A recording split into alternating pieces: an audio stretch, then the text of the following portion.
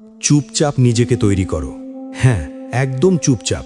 কাউকে কিছু দেখানোর দরকার নেই, কাউকে কিছু প্রমাণ করার দরকার নেই। কারণ জীবনের সবচেয়ে বড় পরিবর্তনগুলো কখনোই শব্দ করে আসে না, সেগুলো আসে নিঃশব্দে, গভীর প্রস্তুতির ভেতর দিয়ে। আজ তুমি যদি সত্যিই জীবন পরিবর্তন করতে চাও, তাহলে প্রথম শর্ত একটাই: নিজের ভেতরে আগুন জ্বালাও, কিন্তু বাইরে ধোঁয়া দেখিও না। এই পৃথিবী কথা বলা মানুষে ভরা। সবাই বলে, সবাই জানে, সবাই উপদেশ দেয়, কিন্তু যারা সত্যি কিছু করে তারা খুব কম কথা বলে। তারা চুপচাপ ভরে ওঠে যখন সবাই ঘুমায়। তারা চুপচাপ ঘাম ঝরায় যখন অন্যরা অজুহাত খোঁজে। তারা চুপচাপ কষ্ট সহ্য করে যখন অন্যরা অভিযোগ করে। আর ঠিক তখনই নীরবতার ভেতরেই জন্ম নেয় নতুন একজন মানুষ। তুমি হয়তো আজ অবহেলিত। কেউ তোমার কথা শোনে না, কেউ তোমার স্বপ্নে বিশ্বাস করে না, কেউ তোমার সামর্থ্য বোঝে না। কিন্তু এটাকে অভিশাপ ভেবো না, এটাকে সুযোগ ভাবো। কারণ যখন কেউ তোমাকে দেখছে না, তখন তুমি নিজের মতো করে নিজেকে তৈরি করতে পারো।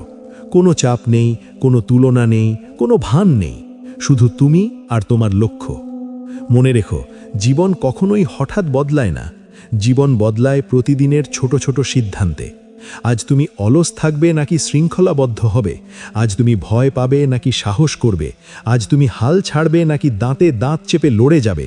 এই সিদ্ধান্তগুলোই তোমার ভবিষ্যৎ লিখে দেয়। কেউ এসে তোমার জীবন বদলে দেবে না, কেউ এসে তোমার হাত ধরে সফলতার দরজা খুলে দেবে না। তোমাকেই নিজ হাতে তালা ভাঙতে হবে। চুপচাপ নিজেকে তৈরি করার মানে এই না যে তুমি দুর্বল, বরং এর মানে তুমি ভীষণ শক্তিশালী। কারণ নীরবভাবে কাজ করা মানুষ জানে আসল যুদ্ধটা বাইরে না, ভেতরে। অলস মনকে হারানো, ভয়কে দমন করা, সন্দেহকে চুপ করানো, এই যুদ্ধগুলো সবচেয়ে কঠিন। আর এই যুদ্ধ জিতে নিলে বাইরের সব যুদ্ধ আপনাতেই ছোট হয়ে যায়। আজ তুমি যদি নীলেকে প্রশ্ন করো, আমি কি আমার সেরা ভার্সনটা বের করে আনছি? উত্তর যদি না হয়, তাহলে আজই সময়। কাল না, পরশু না, আজ। কারণ সময় অপেক্ষা করে না, সময় কাউকে দ্বিতীয় সুযোগ দেয় না।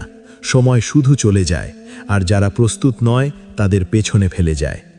তুমি হয়তো অনেকবার ভেঙে পড়েছ, অনেকবার হেরে গেছ, অনেকবার মনে হয়েছে আর পারবে না। কিন্তু শোনো, ভাঙা মানুষই সবচেয়ে ভয়ঙ্কর। কারণ তারা জানে কষ্ট কাকে বলে, তারা জানে ব্যর্থতা কতটা তেতো। আর ঠিক এই কারণেই তারা আর আগের মতো দুর্বল থাকে না। তারা প্রতিজ্ঞা করে,